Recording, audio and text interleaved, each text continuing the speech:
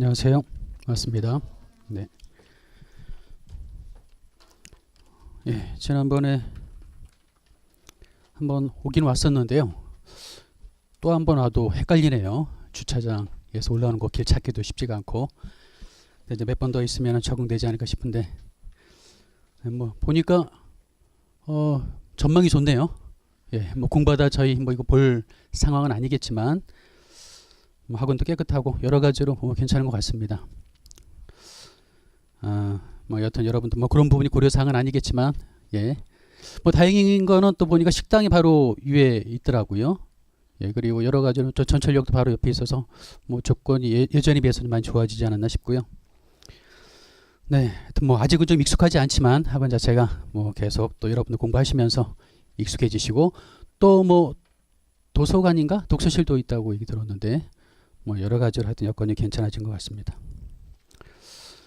네, 그리고 저 내일 발표죠. 내일 발표입니다. 여러분 중에 혹시 합격하신 분 있을까요? 혹시 있으시다면 자료 많이 받아 가서 실무할 때 쓰신다 생각하시기 바라고. 뭐 이제 보통 예전 같으면 전날 발표가 나왔던 거로 제가 기억하고 있거든요. 하루 전에 저녁에 저희 때는 그랬었는데요. 지금은 그게 쉽지 않은 것 같아요. 그래서 막 내일 돼야, 또는 새벽에 나오는지 모르겠지만 설마 벌써 나온 건 아니겠죠. 네, 그럼 내일 일찍 발표 나면은 또 비비가 또 가려질 것 같습니다. 그동안 고생하신 분들 중에 다들 고생하셨겠지만은 참 이 합격도 예전만큼 이 시험이 저희 때보다도 좀 더 어려워진 것, 갈수록 어려워지는 건 맞는 것 같아요. 뭐 한때는 물론 그 한 열 몇 명, 또 아시겠지만은 2년에 한 번씩 뽑았었잖아요. 2년에 한 번씩 뽑다가 저희 전 기수에서 한 14명 정도 뽑았었죠. 그러다가 저희 기수 때부터 조금 많아졌습니다. 60명, 40 몇 명, 60명인가 뭐 그 정도 뽑다가 지금은 거의 이제 90명대로 굳어진 것 같긴 한데요. 예전에 시험은 자주 있지 않고 또 뽑는 인원도 적었지만 그만큼 도전하는 사람이 적었죠. 그래서 모르겠어요. 그래 2년에 한 번씩 그 당시에 시험 봤던 분들이 지금보다 더 여건이 어려웠을까? 아니면 지금이 좀 더 어려울까? 비교가 좀 잘 안 되긴 합니다. 잘 안 되고 그 당시에는 또 도전하는 분이 그만큼 많지는 않았잖아요. 근데 지금은 도전하신 분들이 많고 기본적으로, 그리고 시험 문제도 뭐 보셨겠지만은 예전 같지 않죠. 예전에는 뭐 다른 과목도 마찬가지지만 관수일표도 예전에는 뭐 단순한 체계라든가, 또는 어떻게 보면 어려울 수도 있고 쉬울 수도 있지만 그 HS랑은 별개인 상품학이 문제가 나왔었죠.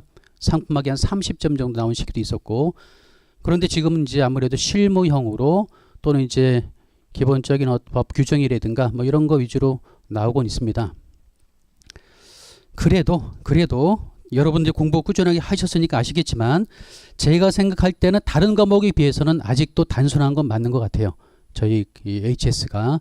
또 올해 시험만 봐도 그렇죠. 올해 시험만 봐도 주교정을 묻는 문제가 다수 출제가 됐고요.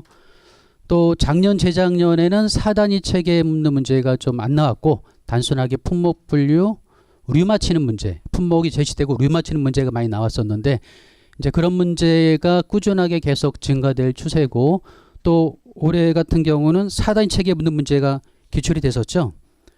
네, 뭐 예전에 가지고 계신 분도 계시고 또 없는 분도 계실 텐데 좀 이따 한번 좀 기출 문제를 한번 쭉 한번 간단하게 좀 짚어보기 시간을 좀 갖도록 하고요.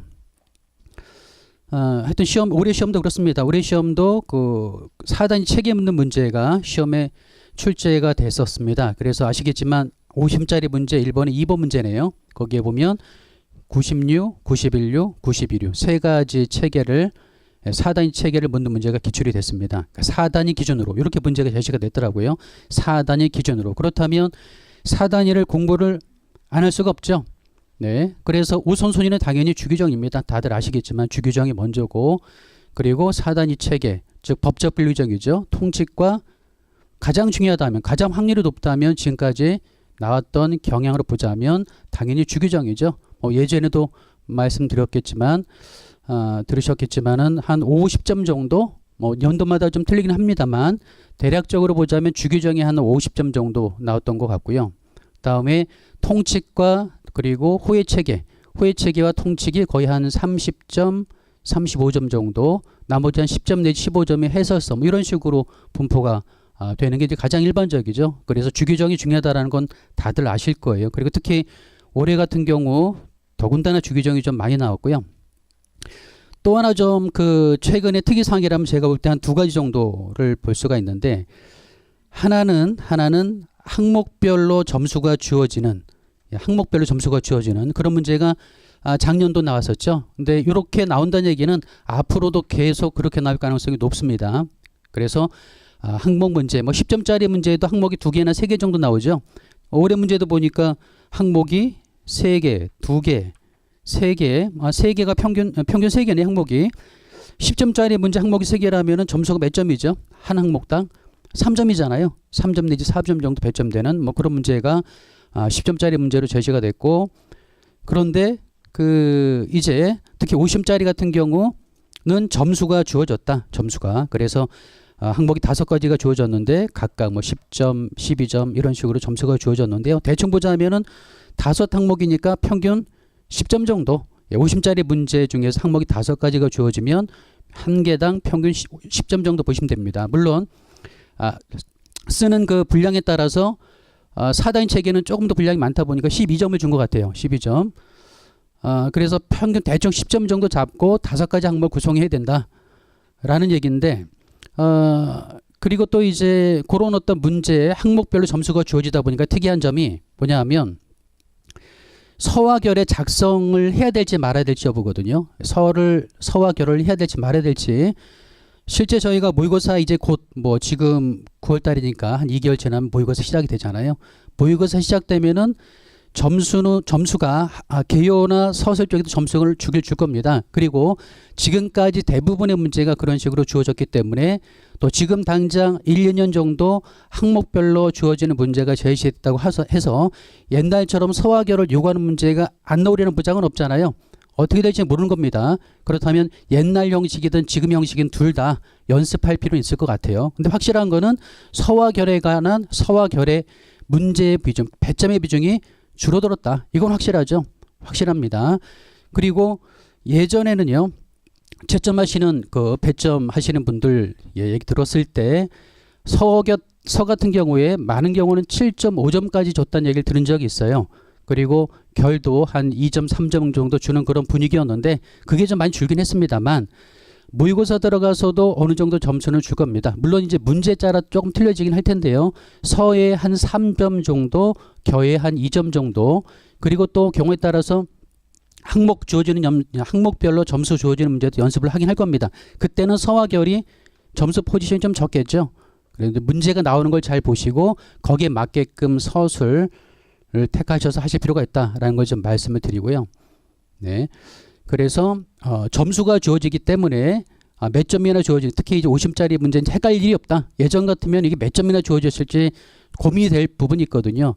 즉 주규정이 많거나 분량이 많으면 쓸 게 많다는 얘기고요. 그렇다는 얘기는 점수를 그쪽에 좀 더 줘야 되는 상황이죠. 그래서 저희가 모의고사 연습할 때도 그런 식으로 실제로 채점을 하고 문제를 제시를 했어요. 항목이 5가지가 나온다면 주규정이 많은 것들은 뭐 예를 들면 15점, 적은 것들은 한 5점 주고 이런 식으로 좀 편차를 둬서 항목별로 점수를 줬거든요. 그런데 지금 문제가 나오니까 거기에 대한 고민거리는 확실하게 줄어들었고, 또 하나는 제가 얘기 듣기로는 올해인가요? 내년 시험부터는 저희 본인 점수를 볼 수 있나요? 맞죠? 예, 작년까지인가요? 이제 그 점수를 본인이 확인이 못하는 걸 알고 있었는데 올해인가 내년부터는 본인 점수 확인이 가능한 거로 제도가 조금 바뀐 걸로 알고 있습니다. 그래서 본인이 원한다면, 원하는 사람에 한해서 그런 것 같아요. 원한다면 아마 오픈을 해주는 거로 제가 알고 있습니다. 그래서 여러분들 내년에 시험 보시면 한번 확인해 보세요. 본인의 점수가 어느 정도 되는지. 또 항목별로 점수가 나오겠죠. 그러면 체크해 보시고 본인이 만약에 점수 받은 어떤 그런 문제와 좀 덜 받은 문제를 비교를 해본다든가, 또는 같이 공부한 분들이 있죠. 합격하면 다행이지만 혹시 떨어지거나 또는 이제 합격하더라도 점수가 궁금하실 수가 있죠. 그럴 때는 같이 보신 분들, 같이 공부하신 분들 비교해 보면서 점수를 좀 비교해보고, 또 어떤 게 그런 비교가 되다 보면 중요한 게 뭐가 중요한지 좀 덜 중요한지도 체크가 되겠죠. 그런 부분 때문에 점수 공개는 괜찮은 것 같습니다. 물론 당장 여러분들은 이제 내년에 합격하셔야 되니까 뭐 점수를 보고 안 보고 이제 그 문제는 아니죠. 지금 현재는 열심히 하셔가지고 전체 과목 다 네 과목 다 잘 좋은 점수를 받을 수 있도록 하셔야 되겠고, 그러니까 첫 번째가 그 말씀드렸던 것처럼 항목별로 점수가 주어지는 문제가 출제가 됐었고요. 자, 앞으로도 그럴 가능성이 있다. 특히 50장 같은 경우에 서와 결에 관한 점수 포지션 문제가 얼마나 적을지 문제는 고민하실 필요가 있다. 문제가 나오는 거에 따라 좀 틀려질 수가 있습니다. 그래도 모의고사를 통해서 앞으로 연습을 하실 텐데요. 모의고사를 통해서 서와 결은 적는 연습을 하세요. 물론 그렇게 문제가 제시가 안 될 수도 있지만, 그리고 항목별로 문제가 제시되더라도요. 그러니까 이번 문제도 그렇죠. 관수일표상 뭐 18부 품목분류 96, 91류, 91류 세 가지류를 묻는 문제였습니다. 18부니까 광학기기 쪽이죠. 이쪽을 묻는 문제였는데 항목별로 점수가 주어지기 때문에 서와 결을 적었다 하더라도 거기에 점수가 주어질지는 자신할 수가 없습니다. 안 주어질 가능성도 높고요. 그런데 서술형 문제다 보니까 채점하시는 분들이 서와 결을 보고 좀 논리적으로 뭐가 중요한지, 논리적으로 작성을 했는지, 이거를 또 뭐가 중요한지를 서 쪽에 좀 간단하게 적어준다면 이 수험생이 제대로 공부했거나 또 방향을 잡았다는 걸 알 수가 있잖아요. 그러니까 간단한 서의 내용만 보더라도. 그래서 시간이 많이 걸리지 않을 겁니다. 그래서 서와 결을 한 뭐 반 페이지 정도, 그래서 어떻게 적을 건지, 뭐가 또 의의라든가 제시된 문제가 18부 같으면 관수일표 18부 품목분류에 대해서 논하라는 문제인데, 18부 광학기기는 기계 연장선에 있지 않습니까? 그럼 기계 쪽을 좀 간단하게 언급한다든가, 또는 16부에 기계 정의가 나오죠. 뭐 그런 것들이라든가, 여기 관련되어 있는 뭔가를 서에서 좀 적어주면서, 또 하나는 통칙에 따라 분류가 되죠. 18부 주어지는 이 문제가, 올해 시험 문제 같은 경우도 결국은 통칙에 따라 분류하는 거죠. 통칙에 따라서 분류해야 된다라는 기본적인 원칙을 서에다 적어주시면 그래도 방향을 좀 제대로 잡는 그런 답안지가 되겠구나라고 미리 한번 좀 언지를 준다, 뭐 이런 좀 의도일까요? 그래서 그걸 보여준다면 채점하시는 분들이 조금 더 판단할 때 조금 더 쉽게 판단하고 좀 긍정적인 효과를 주지 않을까 싶긴 하고요. 결도 마찬가지입니다. 결은 뭐 저희가 논리적으로 결을 끌어내는 문제가 아니죠. 저희 같은 HS 같은 문제는 논리적으로 뭘 끌어내는 문제가 별로 없습니다. 다 품목 분류, 여기에 분류되고 저기에 분류되고 이거거든요. 또 어떻게 보면 저희 관세사로서 실무이기도 하고요. 따라서 결 같은 경우도 그렇습니다. 보통 연습할 때 나중에 하시겠지만 제시된 품목들이 다른 곳에 분류되어 있다는 걸 보여주는 거예요. 제시된 품목이 18부에 분류되어 있지만 경우에 따라서 다른 곳으로도 갈 수가 있겠죠. 저울 같은 경우는 50mg 이내까지 정밀하게 측정하면은 96 아니면 84를 가죠. 뭐 이런 것도 다양한 품목 분류가 있지 않습니까? 그런 것들을 좀 제외되는 품목, 결이라고 제목을 달 수도 있겠지만, 아니면 기타 분류라든가 이런 식으로 해서 조금 더 적어주시면, 즉 다양하게 분류되는 걸 안다라는 걸 좀 표현할 필요가 있다는 얘기죠. 그런 차원에서 제시된 문제 이외의 것들도 적어주는 것도 좀 좋지 않을까 생각이 듭니다. 뭐 그래도 항목별로 주어진다면 여튼 점수 포지션이 높지는 않을 테니까 감안하셔서 기술하시고, 여튼 50점짜리는 문제는요, 일단은 서와 결은 꼭 적으시고 출발하시고 끝을 맺는 방식으로 좀 연습을 하시는 게 좋겠다라고 생각이 듭니다. 다음에 또 하나의 특징은요, 이것도 몇 년 됐는데요, 주 번호가 주어지는 이제 특징이 시작이 됐죠. 주 번호가 주어지고 있습니다. 한 1-2년 된 것 같은데요. 주번호가 주1, 주2, 주3. 올해 시험 문제도 보자면은 그 뭐 1번 문제 18부.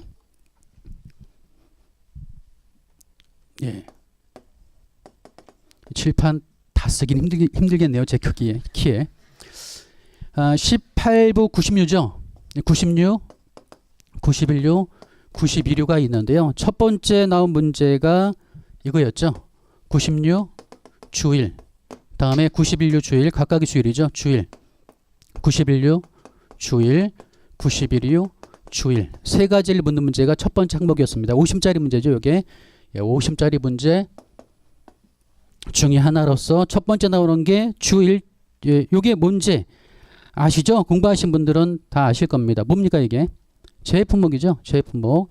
사실 이거요, 제대로 정리하는 분들 많지 않습니다. 많지 않아요.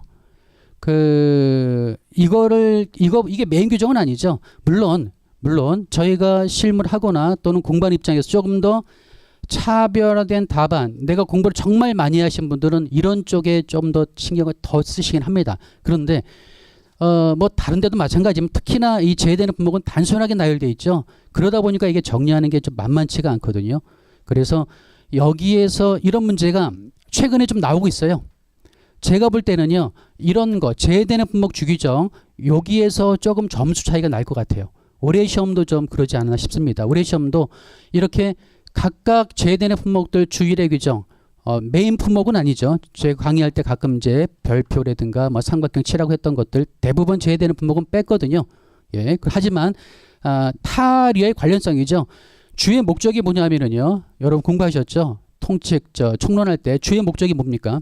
주의 목적은 품목 분류를 우선순위죠. 품목 분류의 우선순위를 명확하게 하고자 하는 게 주의 목적입니다. 그렇다면 방법은요, 세 가지가 있었거든요. 세 가지가. 하나는 뭐냐면 용어정의 가끔 나오죠. 고음의 정의라든가 플러스의 정의라든가 기계의 정의라든가 등등 정의가 나와요. 또 하나는 뭐냐면 당해류에서의 분류 규정입니다. 당해류의 분류 규정. 머싱센터가 뭐냐, 뭐 이런 것들이 있잖아요. 또 어떤 두 가지 이상 복합물이 또는 소명 세트, 뭐 통치기기도 하지만 각부 주규정에서 또 언급되고 있죠. 어떻게 분류하는지 뭐 그런 주규정들이 바로 당해류의 분류 규정들이고, 또 하나가 다른 류와의 분류 관계입니다. 타류와의 분류 관계, 이게 바로 제 품목이에요. 이겁니다. 타류와의 분류 관계. 이게 바로 정리하기가 좀 힘든, 그리고 또 실제로 많이 정리 안 하시는 그런 내용이기도 합니다. 하지만 강의 중에 예전에 말씀드렸을 겁니다. 이런 것 어떻게 정리하라 그랬죠? 이런 것들을. 특히 제외되는 품목들은요, 중요한 것들은 세부적으로 암기할 필요가 있겠지만 일단 시작할 때부터, 처음 공부할 때부터 주규정, 제외되는 품목에 여기에 매진하게 되면은요, 그렇지 않아도 재미가 없는데 더 없어져요. 관설표가. 그래서 여기는 그래도 꾸준하게 공부하셨을 겁니다. 지금도 여러분 한 두세 번 이상 보셨는지 모르겠습니다만 보셨다면 느끼실 거예요.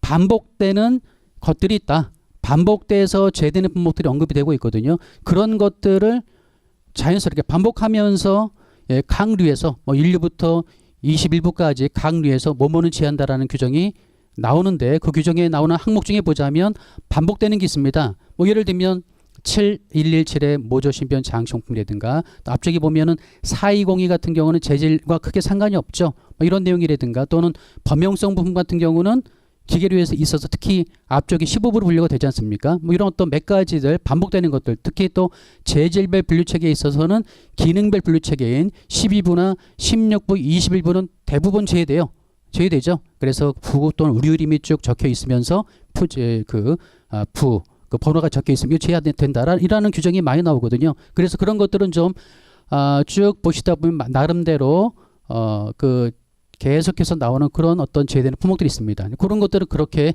처음부터 하나하나 꼼꼼하게 기억하는 게 아니라 좀 반복되는 것들을 먼저 체크하고, 그리고 나서 조금 더 중요한 것들이 있죠. 그런 것들을 조금 더 추가하고, 즉 이런 주규정들은 저희는 효율적인 공부가 필요하다. 100점 맞으려고 하시는 거 아니죠. 합격하기 위해서 공부하시는 거잖아요. 그렇다면은 약간은 내려놓을 부분이 있습니다.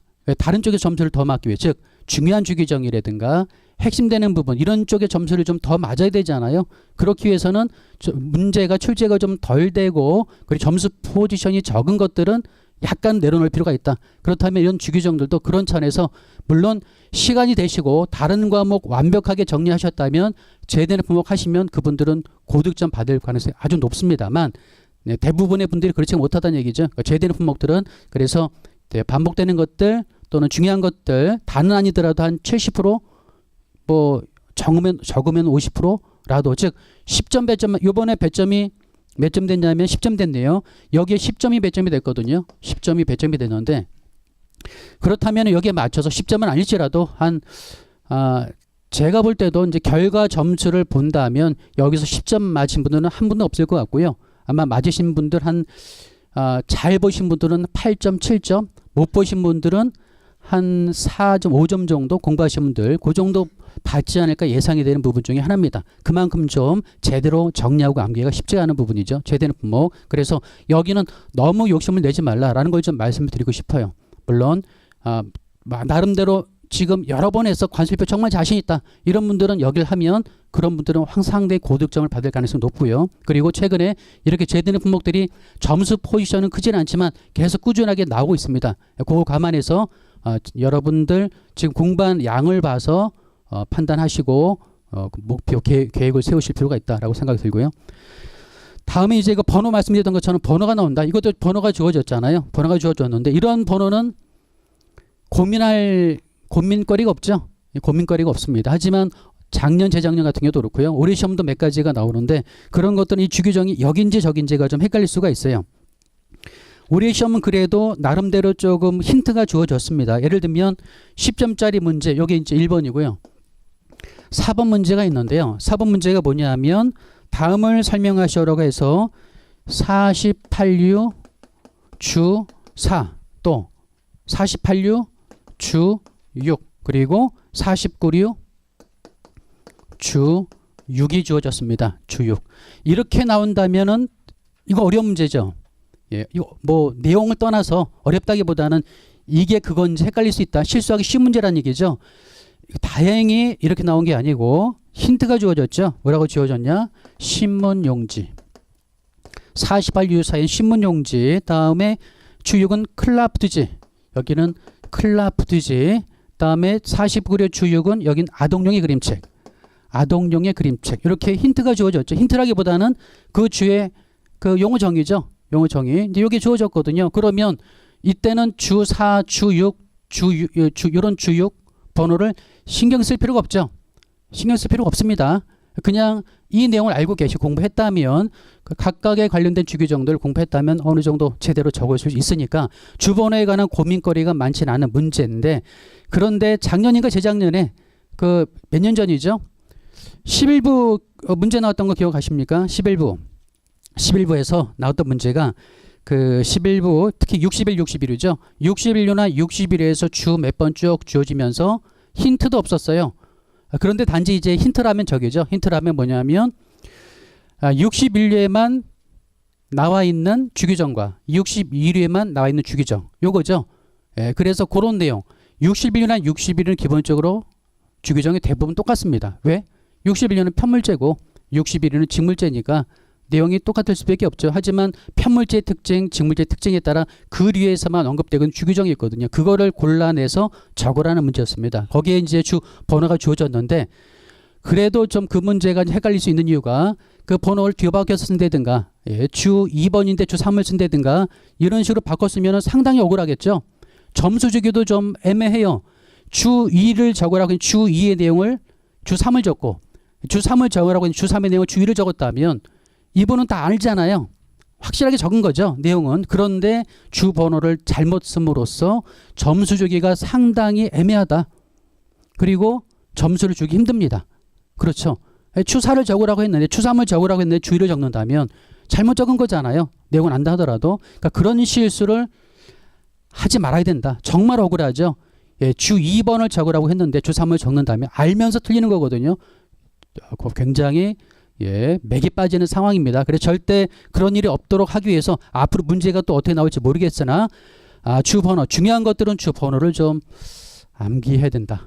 예, 그게 최근에 좀 시험 분위기 중에 한 가지입니다. 그래서 주번호를 중요한 것들은 암기를 하세요. 암기하시고, 근데 이제 출제하신 분들이 고려는 할 것 같아요.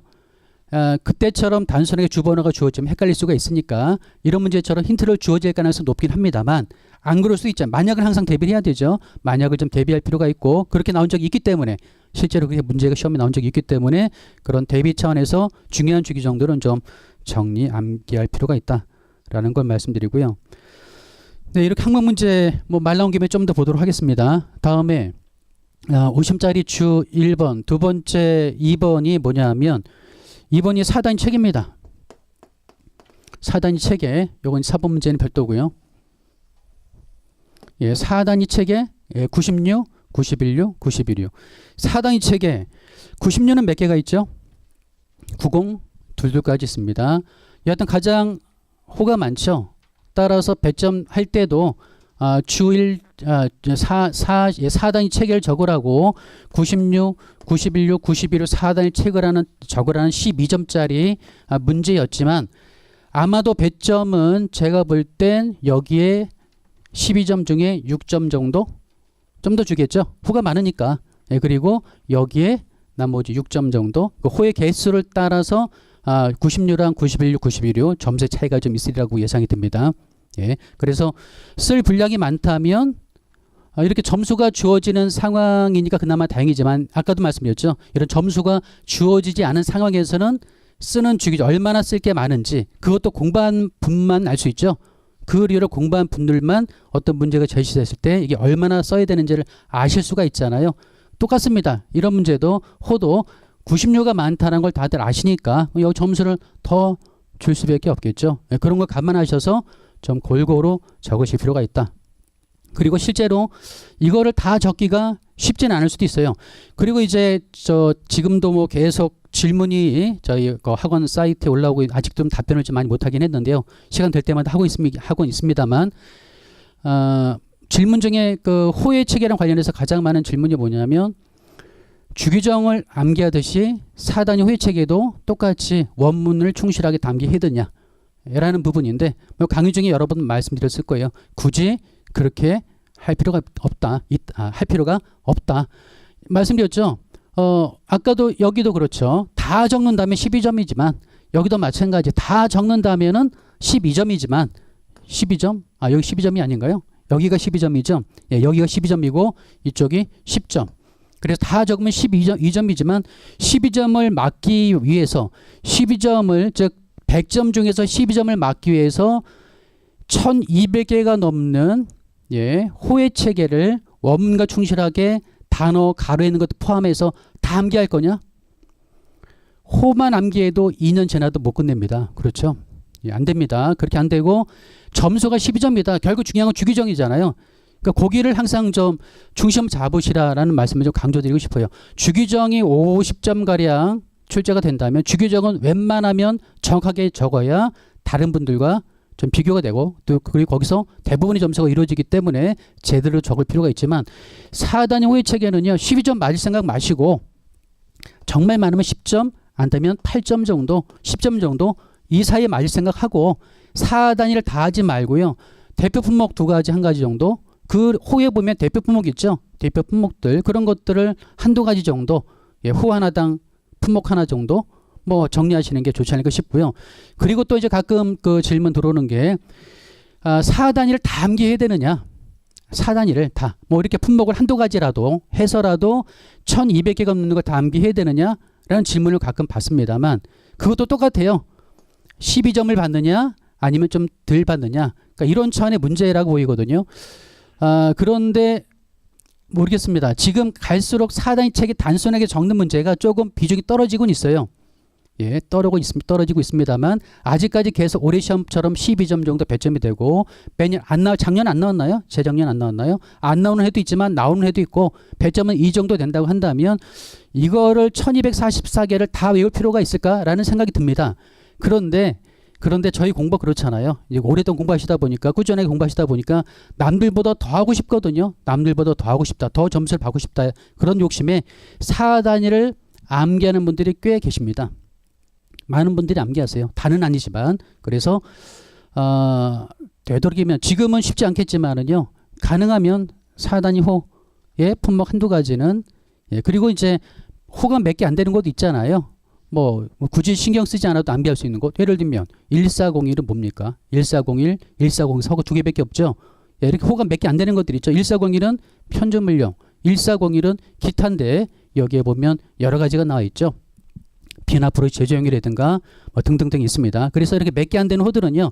조금만 신경 쓰시면 굳이 뭐 여기 시간 투자 않더라도 그냥 어차피 반복하실 거니까 반복하다 보면 자연스럽게 정리가 되거든요. 그런데 좀 많은 것들이죠. 예를 들면 15류 또는 뭐 96도 그렇고 또 이렇게 좀 많은 곳이 종종 있습니다. 그런 것들을 과연 4단위를 다 암기할지 말지라는 부분이 고민이 될 텐데요. 뭐 제 의견은 그렇습니다. 일단은요. 첫 번째 공부하실 때 이제 제가 그 답변을 드리는 그런 어떤 내용 중에 하나가 뭐냐면 주규정은 별표 처음에 주규정은 정리하실 때 별표 삼각형 위주로 요것과 또 하나는 기본서에 나오는 사단위 체계 이걸 먼저 하시라고 제가 이렇게 답변을 드렸을 거예요. 처음에 한번 돌리실 때 처음 HS를 한번 돌리실 때 일단은 주규정들 별표 삼각형 이것도 굉장히 많죠. 이것도 꽤 많습니다. 뭐 제대로 품목 빼고 뭐 대부분 했을 거예요. 주규정을 먼저 정리하시고요. 여기서 배점이 가장 많이 되니까. 그리고 사단위 체계는 기본서에 보면은 좀 이렇게 나름대로 특징별로 정의되는 것들이 있습니다. 그 범위별로 정의된 게 있잖아요. 다 나열되는 게 아니고 물론 나열된 것들은 몇 개 안 되는 것들은 나열됐지만 어떤 것들은 그냥 체계지로 되어 있거든요. 그래서 일단은 이렇게 먼저 첫 번째 한번 정리하시고 혹시 써머리 하신다면 이걸 먼저 하시기 바라고요. 이걸 먼저 하시고 그리고 또 이제 질문 많이 하시는 것 중에 하나가 많이 한다기보다는 가끔 하시는 분 중에 하나가 이거를 처음부터 완벽하게 이해를 하고 정리하고 다 끝내고 넘어가고 싶죠. 저도 그랬고 처음부터 1류부터 97류까지 완벽하게 다 이해하고 넘어가고 싶거든요. 사람 욕심이. 공부하는 입장에서는 그게 사람 심리죠. 예, 저도 그랬고 누구나 다 마찬가지입니다. 그런데 HS를 그렇게 하다 보면 굉장히 길어진다. 즉 목표를 처음에 한 번 돌리는데 2개월 잡았는데요. 만약에 그런 식으로 하신다면 이거는 4개월, 5개월 걸릴 수가 있거든요. 그렇게 해서 혹시 이해한다 치더라도요. 결국 뭐냐 머릿속에 들어가야 되는데 그것보다 물론 그게 정석이긴 합니다. 공부의 정석은 그거죠. 이 완벽하게 이해하고 정리하는 게 순서가 맞긴 맞습니다. 그런데 HS는 약간 좀 틀리다. 약간 이해를 하긴 해야 되겠지만 너무 거기에 집중하다 보면은요. 아시겠지만 HS 관술표는 모든 품목이 다 녹아 있잖아요. 모든 품목이 다 분류가 되도록 돼 있죠.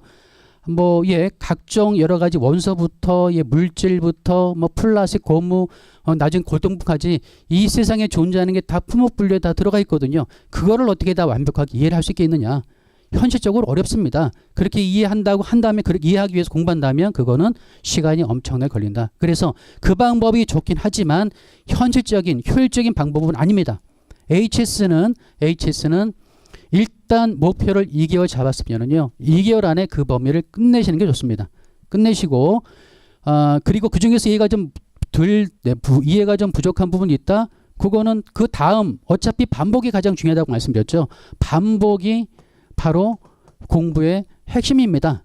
HS 다른 것보다는 그렇지만 반복해서 정리하셔야 되는데 첫 번째 안 됐으면 두 번째 보시면 되잖아요. 두 번째 안 됐으면 세 번째 보면 됩니다. 그래서 할 때 내가 목표량을 2개월 잡았는데 이거 이렇게 나가다가는 이거 정말 2개월 안 될 것 같다 생각이 들 때가 있어요. 그럴 때는 조금 마음을 편하게 가지시고 좀 부족하다 안 볼 수는 없죠. 보긴 보되 이해가 될 텐데 하더라도 일단은 넘어가셔서 2개월 또는 1개월에 한번 돌리시는 게 중요하다.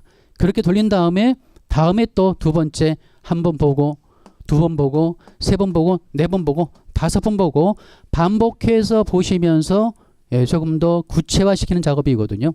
그게 바로 HS의 정도입니다. 합격하신 분들 거의 99%가 다 그렇게 공부하세요. 물론 이제 정말 머리가 좋으신 비상하신 분들 사진처럼 딱 읽으면 머리에 찍힌다라는 분이 있다면 그런 분들 본 적 없습니다. 아직까지. 그렇게 해서 공부하시는 분 본 적은 없고요. 여하튼 반복하는 횟수가 오히려 저는 그 반대인 것 같아요. 반복하는 횟수가 저희 때는요. 5번, 6번, 7번 정도 생각했거든요. 지금은 더 보십니다. 지금은 더 보시는 분들이 많아요. 옛날이랑 더 틀려졌다. 오히려 공부량 그만큼 많아지고 경쟁이 치열해지다 보니까 이제 이렇게 좀 반복해서 예전보다는 틀린 것 같다라는 생각이 들고요. 첫 번째에서 이렇게 하고요. 두 번째 한다면 반복이죠.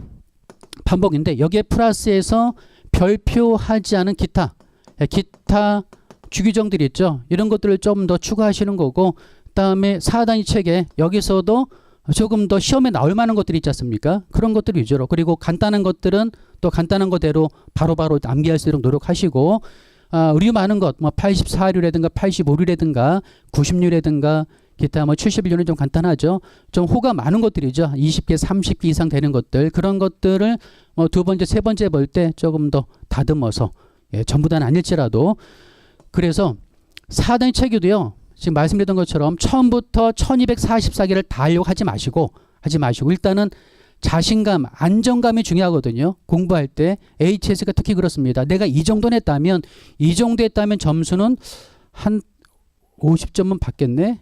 처음에 한 40점은 과락은 넘겠지. 이 정도 했으면. 그래서 그렇게 요것만 하더라도 과락은 넘어갑니다. 과락은 넘어가요. 그런데 여하튼 이 정도 공부해서 기본적인 가장 기초. 예, 그래서 뭐 포기는 안 할 정도, 좀 더 해야 되겠지만, 그래서 이 정도면 안정감은 아닐지라도 그래도 기반은 닦였다는 생각이 들 정도만 하시고, 반복을 통해서 조금 더 이렇게 쌓아가는 형식으로 해서 이 횟수를 채우는 게 정말 중요하다라는 생각이 들고요. 지금까지 합격자 얘기를 들어봐도, 예, 저 모임 때 가끔 가서 얘기 듣잖아요. 또 이번에 내일 합격 발표 나면은 아마 조만간 또 한 일주일, 2주 안으로 또 합격자 모임이 있을 텐데, 그때 또 제가 알기로는 또 합격하신 분들 몇 분 나와서 또 이렇게 좀 본인 공부한 거 얘기를 하고 그러죠. 예, 그럴 때 빠지지 마시고 한번 좀 들어보세요. 예, 그분들의 공부한 방식이라든가 이런 게 나름대로 예, 도움이 될 겁니다. 이렇게 하고 기타 또 이제 조금 더 이때는 정확하지는 않지만 저 시간 투자가 많이 안 됐으니까 100% 암기 또는 정리가 안 됐을지라도 2번, 3번, 4번, 5번 하면서 다듬어가는 거거든요. 다듬어간다. 그러면 좀 정확해지는 겁니다. 반복을 하면 정확해질 수밖에 없어요. 반복하다 보면.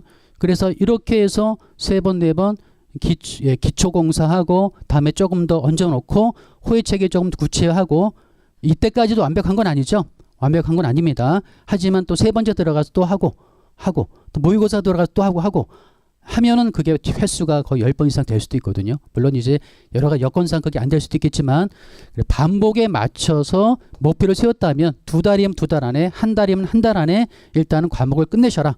뭔가 부족하더라도 거기에 예, 이것 때문에 뭐 고민되고 이러시면 안 된다는 얘기입니다. 하다가 보긴 보되 시간이 부족하다면 조금 넘어갈 필요도 있다. 넘어갈 필요도 있다. 그리고 또 보시더라도 정의할 때 앞쪽에 1번, 2번, 3번 할 때는 중요한 것들이죠. 중요한 것들이 뭡니까? 출제 가능성이 높은 것들이죠. 그래서 그런 것들이 별표나 삼각형을 치는 것들이죠. 그런 것들을 먼저 정리해서 자신감을 좀 갖고 그리고 고득점을 받기 위한 과정은 결국은 반복을 통해서 이루어질 수밖에 없다라는 걸 좀 말씀을 드립니다. 그런 문제 중에 하나, 그래 4단위 책에도 이제 그렇게 정리하실 필요가 있고요. 다음에 또 50짜리 문제 세 번째 항목 문제가 국내주 18부에 분류되는 국내주 문제가 가끔 나오네요. 뭐 내용은 넘어가겠습니다. 국내주가 뭔지 아시죠? 국내주 우리나라가 만든 주입니다. 그래서 이 국내주 관련해서 꾸준하게 문제가 아주 자주는 아니지만 틈틈이 나오고 있으니까 이제 보실 때 몇 군데 있죠. 뭐 90류라든가 37류라든가 뭐 등등등 뭐 16류라든가 몇 군데 있습니다. 국내주가 있으면 그것도 좀 정리를 좀 필요하겠고요. 그게 이제 국내주가 10점짜리로 또 제시가 됐네요.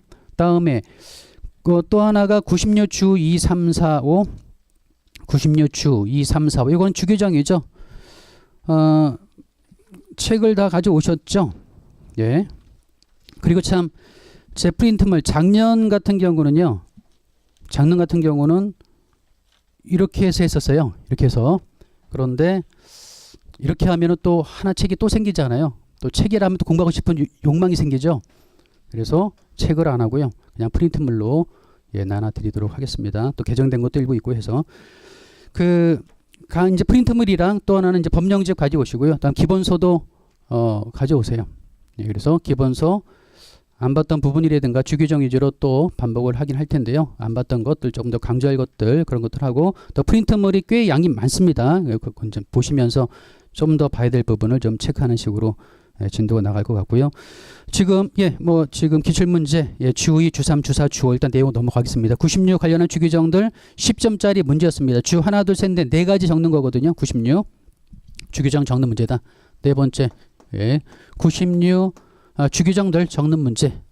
여기도 국내주 96주 여기도 뭐 다 주규정이죠. 다 50짜리 문제가 주 1일부터 뭐 주 몇 분 다 이런 적는 문제였습니다. 다음에 마지막 5번 항목이 91류인가요? 91류. 91류 문제가 나왔었죠. 91류는 여기는 시계가 분리되죠. 시계 중에서 주 3회 규정이네요.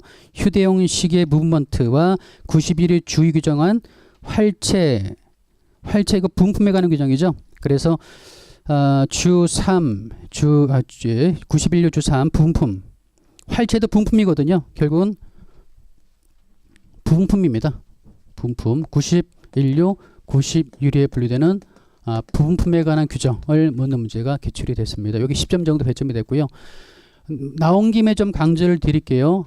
관세일표는 뒤쪽, 특히 12부 이후부터는 부분품이 중요하다.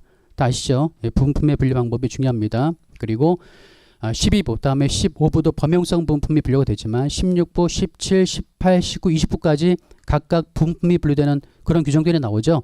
지금 올해 문제도 그래요. 올해 문제도 보시면 아시겠지만 여기도 부분품이 강조가 되어 있지만 또 다른 문제도 보면 부분품에 관한 문제가 또 있습니다. 그래서 기계류 쪽, 특히 후단 부분 쪽, 그리고 12부 이후 쪽은요. 부분품에 관한 규정은 나와 있는 관련된 주규정들은 다 중요하다 보시면 돼요. 그게 이제 기출이 됐었고요. 다음에 이제 항목 또 10점짜리 문제를 그 세 가지가 나와 있는데 뭐 하나는 유아용 냅킨, 그래서 여기는 어디냐면 어디죠? 유아용 냅킨, 유모차, 세발 자전거. 그래서 그 우리 맞히는 문제였네요. 유아용 냅킨은 요거는 96유로 넘어갔죠. 96유.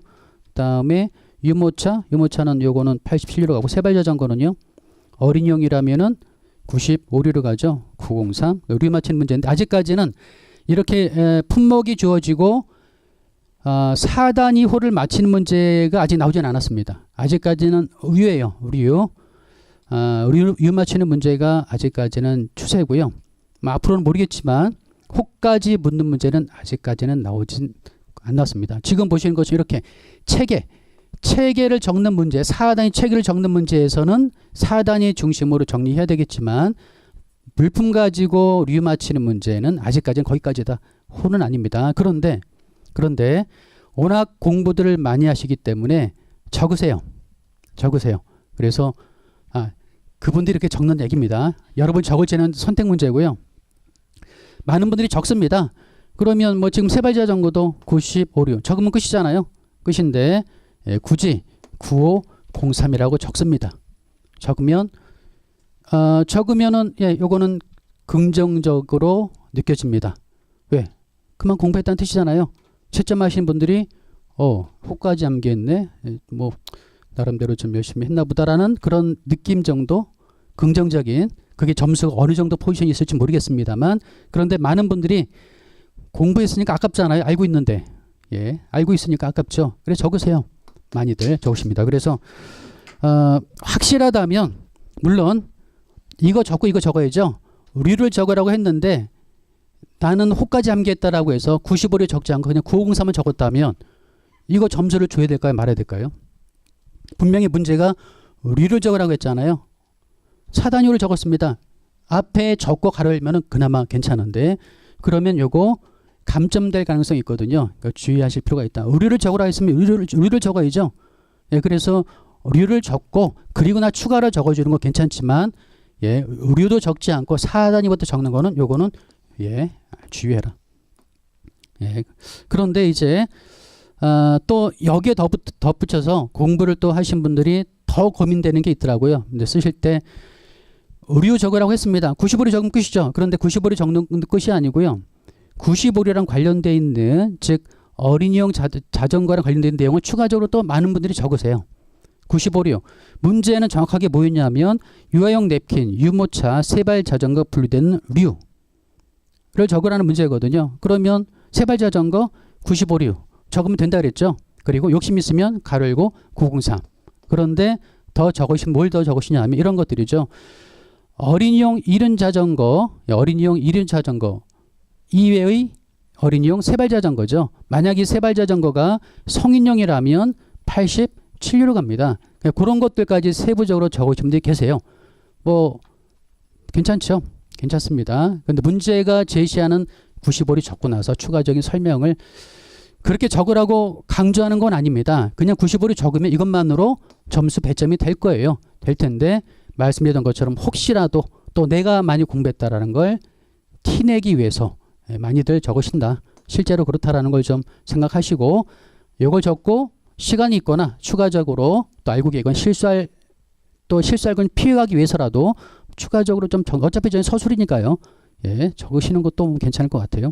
그리고 다음에 또 하나가 그 유아용 의류 부속품 61류 주 6에 관한 문제가 또 나왔었습니다. 61류 주 6 유아용 의류.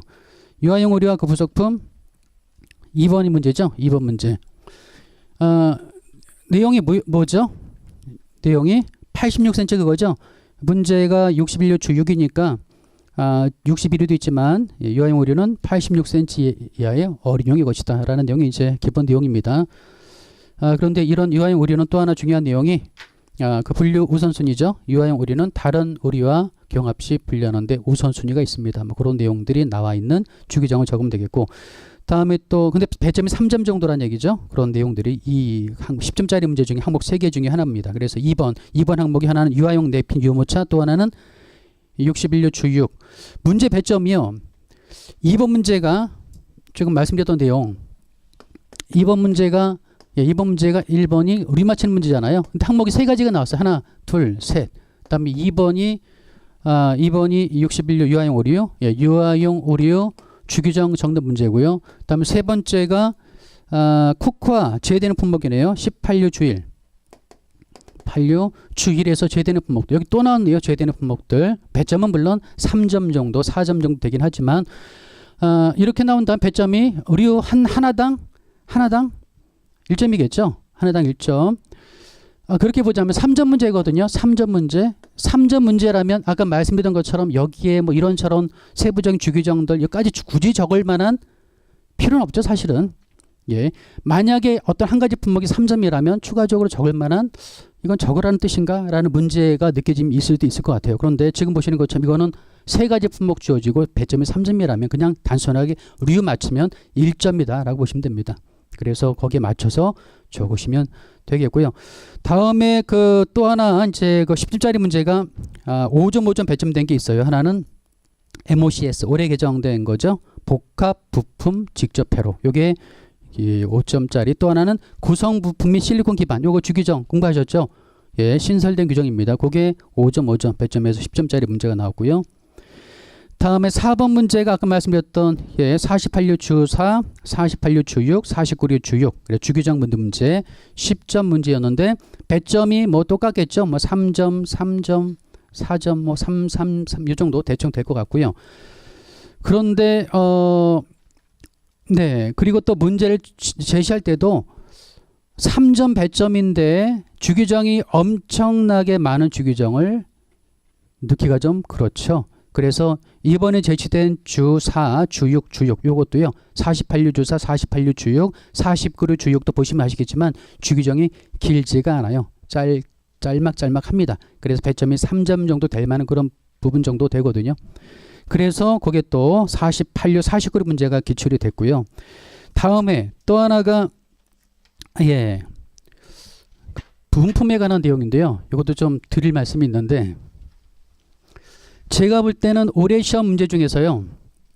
그나마 조금 고민거리가 있게 만든 문제가 5번 문제입니다. 5번 문제. 5번 문제가 뭐가 제시됐냐 하면 낚시릴 부품입니다. 낚시릴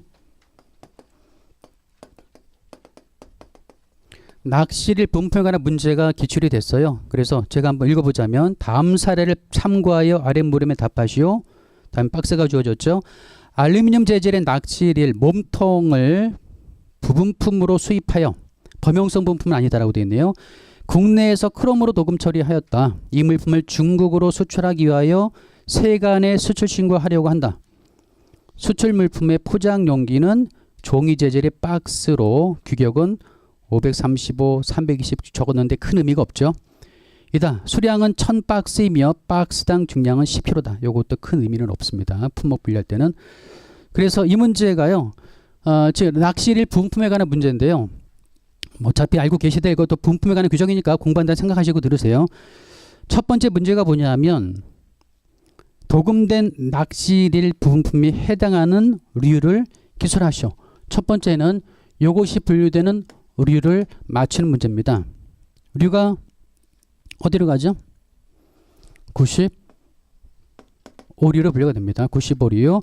도금된 낚시릴 부품에 해당하는 류를 기술하시오. 95류인데요. 정확하게 얘기하면 이거는 9507로 가요. 9507. 그런데 문제가 이게 좀 고민이 될 만해요. 왜냐하면 도금된 낚시를 분품에 해당하는 의류를 기술하죠. 의류를 기술하죠. 의류 95류 딱 적으면 배점이 항목이 세 가지거든요. 그러면 3점 정도 될 것 같습니다. 3점 정도. 근데 의류를 기술하고 했어요. 여기에 다른 걸 기술할 만한 그런 내용은 아닙니다. 그러면 추가적으로 뭐 조금 욕심이 적는다면은 이 낚시를 분품은 9507에 분류된다. 4단위로 적는다든가 또는 95류의 어떤 일반적인 분품에 관한 내용들 95류에 분류되는 어떤 제품들이 뭐가 있는지 뭐 이 정도 좀 추가할 수 있겠고 또는 낚시용품이 또 여기만 분류되는 게 아니잖아요. 예, 또 다른 곳에 분류되는 것들도 예를 들면 저 떡밥 같은 거는 어디로 가죠? 사료로 분류되죠. 예, 사료 23류로 분류가 됩니다. 뭐 그런 내용들을 굳이 적을 필요는 없겠지만 여하튼 배점이 류를 기술하셨어 95류만 적으면 제 생각엔 될 것 같습니다. 3점 정도 또는 다른 것이 적을 게 많다면 뭐 2점 정도 그 정도 배점 되지 않을까 적으면 예상이 되고요. 다음에 두 번째는 뭐냐면 두 번째는 근거거든요. 95류에 분류되는 근거 주규정을 적는 문제예요. 근거 주규정을 적어라. 근거 주규정. 낚시가 9507로 갑니다. 낚시가. 그런데 낚시 분품도 9507로 같이 분류가 돼요. 호가 똑같습니다. 그 근거가 어디 있냐? 바로 95류 주규정에 나옵니다. 그게 주 몇 번이죠? 주 3번이에요. 95류 주 3에 의해서 95류 주 3에 의해서 95류에 분류되는 품목들의 분품은요. 95류에 분류되는 제품과 함께 분류됩니다. 함께 분류돼요. 뭐 강의 중에 여러 번 강조했지만 꼭 기억하라고 일반적인 부품의 분류 방법에 대해 설명을 드렸죠. 예, 강의 중에 말씀드렸던 거 있죠. 부품의 분류 첫 번째는 뭐죠? 부품 어떻게 분류한다? 부품은 첫 번째 주규정에서 규정이 되어 있으면 그 규정된 대로 분류하면 되죠. 특히 제외되는 품목이 나와 있으면 다 제외시킨다. 그리고 또 하나는요. 호의 용어에 의해서 물품명이 나와 있다면 그 물품명에 따라 분류한다. 요거죠. 1번에 따라 분류하는 게 첫 번째입니다. 1번이 적용이 안 되면 두 번째 전용 부품으로 분류가 되는데 두 가지가 있죠. 하나는 독립된 4단위호가 있고요. 독립된 4단위호가 있다는 뜻은 그 단어가 이게 나오죠. 뭐뭐의 부품. 예, 뭐뭐의 부품이라는 이 부품이라는 단어가 나오죠. 그런 호들이죠. 독립된 4단위호. 예를 들면 8708 또는 6603 이런 것들이죠. 네, 또 하나는요. 완성품과 같이 분류합니다. 두 가지 방법인데요. 지금 제가 95류 말씀드린 거 뭐냐면 이게 없습니다. 이게 없고 단순하게 요겁니다. 완성품이랑 같이 분류하는데 완성품이랑 즉 낚시의 부품은 낚시와 함께 분류하면 됩니다. 즉 낚시는 9507이고요. 낚시릴 부품도 9507이에요. 똑같다. 그 어디 나오느냐? 일반적인 요게 이제 그 어떤 분품 분류 방법이긴 한데 요거를 강조하고 있는 게 95류 주 3입니다. 95류 주 3위에서 완성품과 함께 분류한다. 라는 주규정이 있는 이유는 이게 없기 때문에 이게 없고요. 또 하나는 보통 우리마다 틀리긴 한데요. 어떤 류에 있어서는 이렇게 저희 공부할 때 여기 박스 주신 거 있죠. 뭐 예를 들면은 8525 8529 8528에서 8529 뭐 요거 이제 부품이 분류되는 호지 않습니까? 그래서 여기 박스 치고 화살표를 끄고 뭐 이런 식으로 했을 거예요. 그래서 이런 독립된 4단위 호가 있는 곳이 있고 없는 곳이 있어요. 근데 95류는 요게 없다. 이게 없습니다. 그리고 4단위 체계가요. 예를 들면 8517이 뭐죠? 8517은 여기는 핸드폰이 분류되죠. 핸드폰, 기타 신호 변환기라든가 그런 어떤 전파와 관련되어 있는 통신기기라든가 통신기기는 유무선을 불문하죠. 그리고 기타 신호 변환기라든가 모뎀 같은 것들 다 이쪽에 분류됩니다만 8517 여기에 뭐 1, 2, 3, 4 쭉 하면서 8517 7쪽에 여기에 부품이라고 별도로 6단위 소호에 나와 있습니다. 6단위 소호에 하지만 6단위 소에 나와 있지만 4단위만 놓고 볼 때는 857에 분류되는 완성품과 이것의 부품도 같이 분류가 된다는 뜻이잖아요. 그런데 이렇게 70이 없는 곳이 종종 있어요.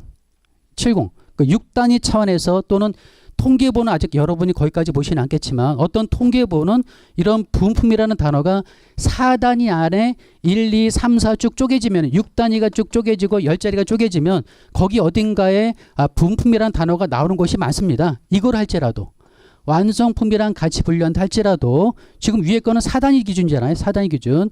완성품과 같이 분류한다 할지라도 1, 2, 3, 4 쭉 나오면서 이 중에 어딘가 소호에 또는 10자리 코드에 부품이라는 단어가 나오는 것이 꽤 많아요. 그런데 없는 호도 있습니다. 없는 호도 있어요. 특히 그 중에 하나가 95류도 어디는 있고 어디는 없고 그렇습니다. 그런데 9507은 없어요. 지금 부품이죠. 9507은 여기는 1020 쭉 6단위 10자리 쪼개서 찾아봐도 이 안에 어딘가에 부품이라는 단어가 안 나옵니다. 그러니까 헷갈릴 수 있거든요. 부품이라는 단어가 6자리나 10자리 코드에 나와 있으면 우리가 일할 때 신고할 때 좀 쉬워요. 부품 나와 있으니까 이게 아니야. 1번이 아닌 한 2번으로 가잖아요. 1번이 아닌 한 2번으로 가는데 요즘 또 인터넷 잘 돼 있으니까 부품이라는 단어가 눈에 딱 띄면 아 이거는 1번이 아니니까 예, 이렇게 857, 70 쪽에 부품이 나와 있어. 일로 분류하면 되는 거거든요. 그런데 9507은 아예 없습니다. 아예 없어요. 다 완성품만 쪽 나열되어 있습니다. 6단위 차원에서 또 통계보 차원에서 그러다 보니까 907에 분류되는 부품이 어떻게 분류할지 애매할 수가 있죠. 예, 그런 경우에 이렇게 그래서 강조가 되어 있는 겁니다. 다른 곳에는 이런 주기적이 별로 많지가 않아요. 예, 몇 군데만 있죠. 그래서 95의 주 3은 이렇게 어떤 호에 6단위 차원 10자리 코드라도 10자리까지는 아니겠지만 6단위 차원에서 부품이라 분류되는 소가 없다 할지라도 완성품이랑 그냥 같이 분류하면 됩니다. 이제 요걸 좀 이런 규정이 있기 때문에 그나마 좀 명확해지는 그런 류가 95류거든요. 그래서 이 그 주규정 류에 분류되는 근거는 주 3이다 그랬죠. 예, 완성품이랑 같이 분류하면 됩니다. 이게 이제 문제 출제가 됐고요. 세 번째는 뭐냐면 세 번째는 통칙입니다. 통칙을 적용하시오. 즉 이렇게 분류되는 통칙을 적으시오라는 겁니다. 이렇게 적용되는 상황에 대한 통칙 뭐가 적용되느냐. 그러니까 이런 문제가 요즘 가끔 나옵니다. 앞으로도 문제 유형 중에 하나예요. 어떤 사례가 주어지면서 이게 통칙 뭐가 적용됐는지 맞힐 줄 알아야 되는데요. 이런 문제가 이런 식의 문제가 괜찮은 문제고요. 약간은 중상급 문제라 보시면 되는데 이런 문제가 앞으로 많아질 것 같아요. 왜냐하면 갈수록 수준이 여러분들 수준이 올라가고 있기 때문에 예, 갈수록 이런 문제가 조금씩 더 늘어나지 않을까 예상이 듭니다. 통칙을 맞추는 문제입니다. 그런데 여기서 하나 좀 헷갈리는 게 있어요. 뭐냐면 문제가 어떻게 제시됐냐 하면은요. 이렇게 되어 있어요. 도금된 낙지를 도금된 낚시릴 부품입니다. 부품. 도금된 낚시릴 부품의 품목분류 적용되는 관술표 해석하는 통칙을 설명하시라는 문제거든요. 그러면 지금 기본적인 어떤 분류 방법은 말씀드렸죠. 9507에 같이 분류한 결론은 낚시릴도 907이에요. 907에 분류하면 되는데 도금된 낚시릴 이것 때문에 많이 헷갈려 하셨을 것 같아요. 도금된 낚시릴 그러면 일단은 고려될 부분이 뭐냐면 통칙 1 안되면 통칙 2 통칙 3 적용 내려가죠. 일단은 도금된 그런데 우리가 이 도금된 게 어디서 나옵니다. 한번 어디서 나오죠. 71류 71류 주규정이 한번 나와요. 근데 거기는 귀금속을 도금한 거죠. 귀금속을 도금한 것들은 71류 분류하지 아니한다라는 규정과 또는 2절에 보면 2절에 보면 또 뭐 금이 백금이 도금된 은에서 진액끼리 도금된 거죠. 진액끼리 그런 것들은 나와 있지만 즉 귀금속과 관련되어 있는 내용입니다. 귀금속과 관련되어 있는데 저희 이 재질은요 뭐라고 되어 있냐면 알루미늄의 재질에 크롬으로 도금한 거예요. 알루미늄의 재질에 크롬으로 도금했습니다. 둘 다 금속이죠. 둘 다 비금속입니다. 따라서 71료를 뭐 끼어 들어갈 게 없어요. 그렇다면 여하튼 도금된 낚시를 또 하나 생각드는 게 뭐냐면 그러면 통치기에 나가 언뜻 떠오릅니다. 왜요? 도금했다. 요거는 극히 일부죠. 장식 정도로 했다면 메인 재질에 따라 분류하면 됩니다. 예, 그래서 어떤 제품에 있어서 장식이 돼 있다면 그거는 무시하면 되죠. 원래 즉 본질적인 특성에 따라 분류하면 됩니다. 뭐 공부하셨겠지만 우유에는 비타민이 소량 첨가된 우유도 포함이 되죠. 이런 식으로 분류가 되는 게 맞거든요. 그런데 도금된 낙실일 그러면 통치기의 나 여기에 의해서 여기는 어떤 재료 물질에는 혼합물 복합물이 포함되는 것으로 보며 에 의해서 도금이 되어 있는 알루미늄에 크롬이 도금되어 있다. 그러면 메인은 알루미늄이거든요. 알루미늄재의 낚싯대로 가야 된다면 즉 재질이 중요하다면 통치기에 나가 적용될 가능성이 있어요. 그런데 지금 9507에 분류되는 낚시리는요. 재질과 아무 상관이 없습니다. 아무 상관이 없어요. 그냥 우리 그 95리 자체가 재질 상관없잖아요. 뒤쪽에 16부, 21부까지는 재질 무관하죠. 9507도 여기는 재질이 뭐 귀금속 같은 게 좀 특별한 그런 건 제외되겠지만 일반적인 금속이라든가 플라스틱이라든가 고무라든가 나무라든가 상관이 없습니다. 무조건 그냥 907이에요. 따라서 도금된 이게 907 결정하는 데 있어서 결정 이유가 안 됩니다. 그냥 재질과 상관없이 907로 가니까 따라서 통치기에 나는 분류가 안 돼요. 그럼 또 하나 고민되는 게 뭐냐면요. 가도 고민이 돼요. 가. 통치기의 가가 뭐죠? 통치기의 가는 미완성 불완전입니다. 미완성 불완전 즉 부품도 미완성 상태죠. 어떻게 보면은요. 그 부품 만들기 위해서 또 뭐 크롬으로 도금 처리하고 뭐 등등 이런 내용이 나오거든요. 그러면 불완전 미완성한 상태의 릴의 부품이니까 통치기의 가가 적용될 수 있을까라고 고민할 수가 있는데 그런데 조금 전에 미리 봤죠. 주 3이 적용된 거죠. 주 3. 주 3에 의해서 결국은 미완성 불완전 이런 게 들어갈 내용이 없습니다. 그냥 불완전 미완성이 아니라 부품이거든요. 부품. 문제 제시도 몸통을 부품으로서 수입하여라고 되어 있습니다. 부품에 관한 내용입니다. 부품은 95리 주 3에 나와 있고 따라서 요거는 적용되는 통칭이 뭐냐? 바로 주 3에 의한 통칙 1이죠. 주 3과 또 하나 들자면 9507 호의 용어겠네요. 9507 호의 용어와 그다음에 주 3에 의한 통칙 1이 적용된 게 바로 첫 번째 적용이고요. 또 하나 있습니다. 또 하나가 뭐냐면 그 제시된 문제 보면 아까 잠깐 말씀드렸죠. 포장용기 나오죠. 포장용기. 포장용기는 뭐죠? 통칙. 포장용기의 분류 규정인 통칙 몇입니까? 통칙 5죠. 통칙 5에 그런데 가냐 나냐 이게 고민이 될 수가 있어요. 그런데 지금 재질이 종이라고 되어 있습니다. 수출 물품의 포장용기는 종이 재질의 박스라고 되어 있거든요. 박스, 단순한 박스네요. 그렇다면 가가 아니라 나죠. 공부하시면 분들 아실 겁니다. 납니다. 나. 그래서 가 같은 경우는 내구성이 있거나 특별한 모양의 알막에 제조되어 있는 그런 것들이고 그렇지 않은 단순한 케이스라면 나거든요. 그래서 결국은 통칙 1과 다음에 통칙 5죠. 통칙 5. 이 두 가지가 적용돼서 9507에 분류된다. 세트로 되어 있는 포장용기에 담겨져 있는 세트가 아니라 담겨져 있는 이런 어떤 릴은 그래서 지금 이 문제가 조금 헷갈릴 수 있는 좀 통칙 다른 거를 들만한 그런 문제 유형이었고 여하튼 이런 문제가 제가 볼 때 다른 문제는 다 그냥 단순해요. 다 단순합니다. 주규정 적는 문제잖아요. 주6 뭐 48류 주6 49류 주6 61류 주6 18류 주1 90류 주1 91류 주1 세상에 이렇게 단순한 문제가 어디 있습니까? 정말 단순하죠. HS는 정말 단순해요.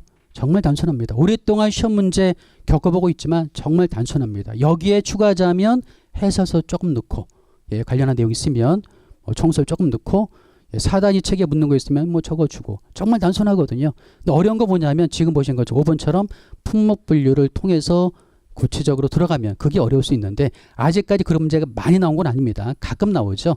한 문제 정도는 예상하실 필요가 있습니다. 아직까지는 그래도 중요한 기술사항은 주규정이다. 아직까지는. 그리고 주규정이 실제로 또 중요하죠. 중요한 것들은 또. 그런 문제가 제시가 됐고 다음 마지막에도 주규정입니다. 주 6번 문제가요. 이렇게 나왔어요. 15부인데요. 15부 문제인데 주 3과 주 6에 규정된 비금속의 정의 다음에 15부 주 5에 규정한 합금의 분류 규정 15부 주 7에 규정한 복합물품의 분류 규정 다 주기정 적는 문제였습니다. 그래서 올해 시험은 50점이 아니고요. 거의 60점, 70점 이상 주기정 묻는 문제였다. 올해는 특히 좀 그랬습니다. 물론 단순하게 주기정만 적는 게 아니죠. 조금 더 부가적인 설명을 할 필요는 있어요. 거기서 좀 차이 날 수 있겠고, 또 하나는 얼마나 정확하게 주기정을 적느냐, 이 부분이 관건이었던 것 같아요. 그런데 조금 차이가 날 뿐이지, 또 올해 시험은 어려웠다는 분도 계시고요, 쉬웠다는 분들도 계시거든요. 근데 제가 개인적으로 봤을 때는 제가 쭉 추세했던 이 문제형을 보자면 조금 뭐 약간 중하, 좀 약간 쉬웠던 거, 그런 느낌이 좀 드는 문제였습니다. 왜냐하면 단순하기 때문에, 워낙 단순하기 때문에. 그래서 앞으로 또 문제가 어떻게 바뀔지 모르겠지만, 지금 제가 이렇게 쭉 말씀드렸던 이유가 뭐냐면, 여러분이 공부하는 포인트를 어디에 맞춰야 될지 그걸 좀 강조하기 위해서 말씀드린 거예요. 공부하실 부분은 바로 주기정입니다. 주기정. 그리고 올해처럼 힌트, 단어가 주어지면 그나마 다행인데, 혹시 안 나올 거 대비해서 중요한 것들은 주 번호도 조금 더 하셔라. 그거를 좀 말씀드리고요.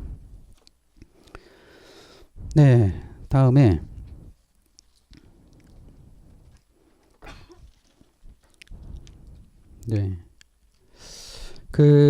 이제 또 나중에 뭐 궁금한 거나 이런 거 있으시면 뭐 종종 찾아오셔서 뭐 이렇게 뭐 질문하시고 하면 답변 드리고, 하여튼 요즘 그 고민하는 부분은 너무 많이 하시지 마세요. 뭐 질문 들어오는 것들, 공부 외의 질문들을 가끔 하면은 답변 드리긴 했는데요. 지금 고민할 때가 아니죠. 한참 지났습니다. 고민하셨으면 올해 초에 하셨어야죠. 올해 초에 다 끝내고 할지 말지를 결정하신 거니까 뭐 딱히 다른 고민 하지 마시고 지금은 전념해서 하셔야 되는데, 결국은 방향성이죠. 어떻게 가야 되느냐, 이 부분은 물론 이제 충분히 궁금하기도 하고 고민도 되실 분인데요.